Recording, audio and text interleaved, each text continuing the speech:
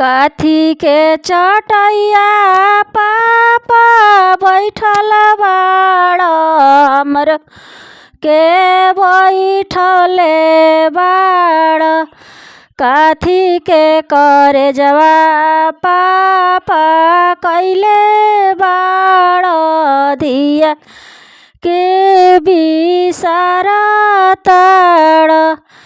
काथी के करे जवा पापा कैले बाड़ हमरा के बिसारा ताड़। कुसा के चटैया बेटी बैठल बानी तोरो के बैठले बानी हो। पथल के करे जवा बेटी कैले बानी तोरा के बिसारा तानी।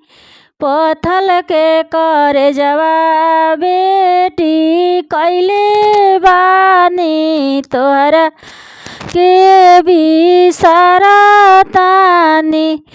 काथी के चटैया चाचा बैठल बाड़ हमरो के बैठले बाड़ हो। काथी के करे जवा चाचा कैले बाड़ हमरो के बिसारा ताड़ धिया के बिसारा ताड़। पथल के करे जवा बेटी कैले बानी तोहरा के बिसारा तानी तोहरा के बिसारा।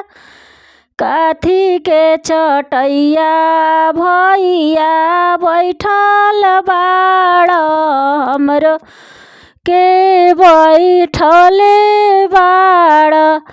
काथी के करे जवा भैया कैले बाड़ बहिनी के बिसारा ताड़ बहिनी के बिसारा ताड़। कुसा के चटैया बहिनी बैठल बानी तोहरो के बिसारा तानी तोहरो के बिसार। पथल के करे जवा बहिनी कैले बानी तोहरा के बिसारा तानी तोहरा